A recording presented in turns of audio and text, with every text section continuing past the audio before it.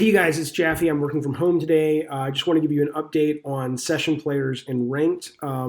So the high quick answer is we are keeping the change that we made last week where we keep session players out of ranked games. And I know that we're going to piss off some of our players, some of our vocal players. We apologize. We had to make a call.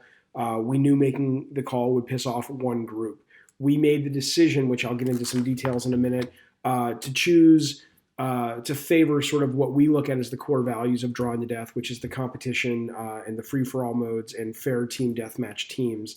And that made it easy for us to say the best decision in the short term is to keep session players out of ranked. There's a whole group of reasons why we feel that it hurts that ranked mode when you have session players in ranked games. So I'll talk about that. But we also, just so you know briefly, this update will make it so that if you are in an unranked game and a team deathmatch comes up and you're in a session, you will stay with your friend. That was a bug from last week. That's been fixed.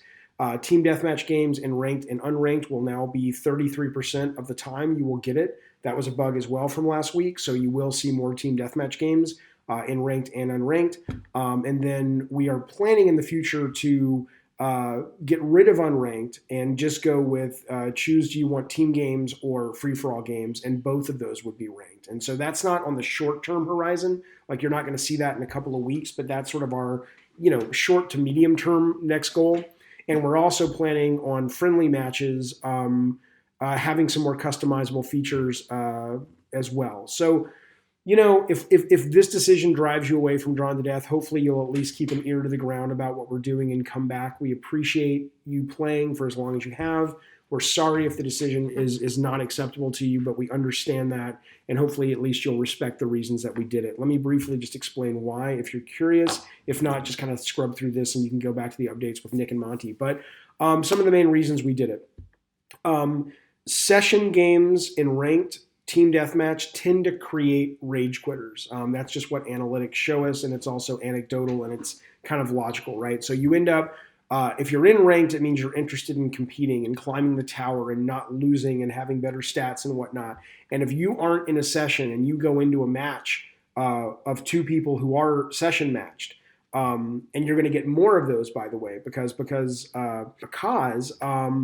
if you have session players, the only game we can put them in ranked is a team game, which means you're going to get a higher percentage chance than 33% of getting team games, right? So suddenly now you have our analytics show anywhere from 45 to 60% when we had session players in team deathmatch. And so now you've got the people who aren't in sessions having more frequent experiences of coming into a lobby where they're in the mindset of they want to compete and climb the tower, and seeing two players that will not be broken up. They may have amazing MMRs and they get matched with someone who has a good MMR and they have a good MMR and they say, fuck it, this isn't fair, and they quit.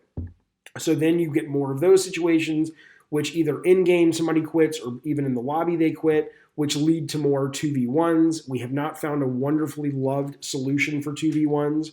And so we start to push people away from the game because they're seeing a lot of 2v1s and they're like, fuck it, I'm not interested. So that's a big reason why.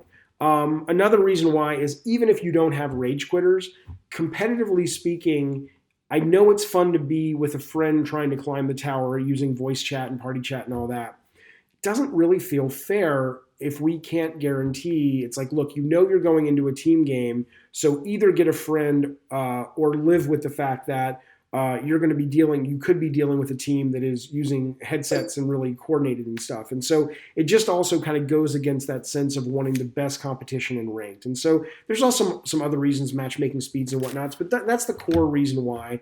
We hope you understand. We hope you will, again, keep an ear to the ground. Maybe you'll come back with some of these changes, but that's what we're doing. Thanks for giving us a shot. And if you are okay with the changes, or if you're willing to put up with the changes and still play ranked and unranked with your friends, thank you for that. We appreciate that. Hell, if you played the game at all, we appreciate it. But you know what I'm saying. And I'm going to kick it back to Nick and Monty. They've got some other updates to keep talking about, but I will see you later. Goodbye. Remember to say thanks, David.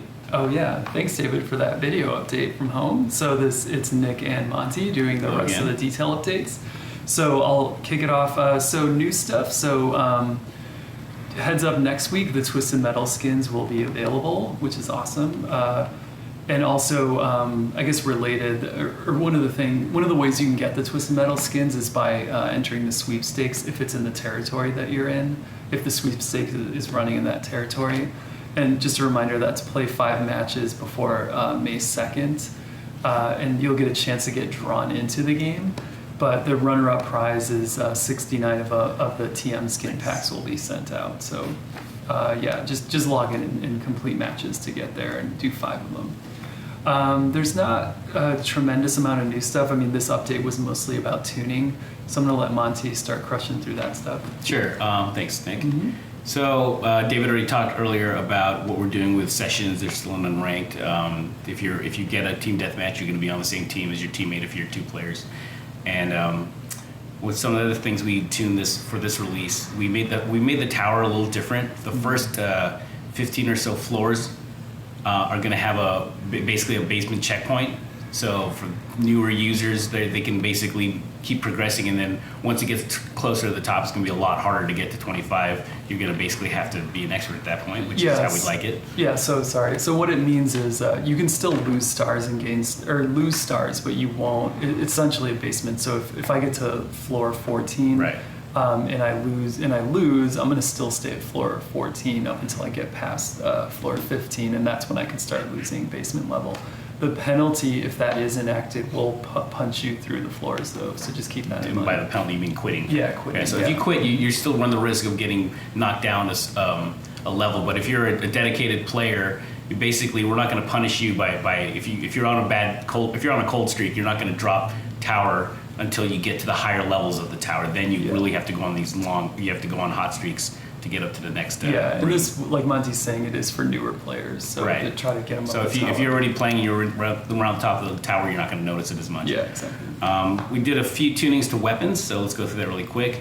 The monkey, some people are still complaining about monkey bomb, so we reduced the damage on the monkey bomb to 60 damage. I think the frequency of it coming up is still the same. Mm-hmm. Emily monkey, random projectile weights adjusted, and Devil Monkey, random projectile weights adjusted. So we kind of played around with what's going to come up randomly. We think it's a lot fairer, so just give it a shot and let us know what you think. As always, it's a high risk, high reward weapon, especially the Devil Monkey.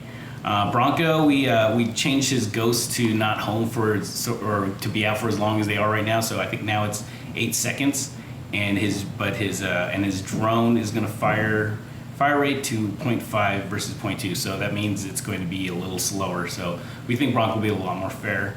The Tommy gun, the clip size was reduced down to 50 bullets from 70, so people who are using the freeze cannon just going up there and blasting people, that shouldn't be such an easy one combo to kill people anymore.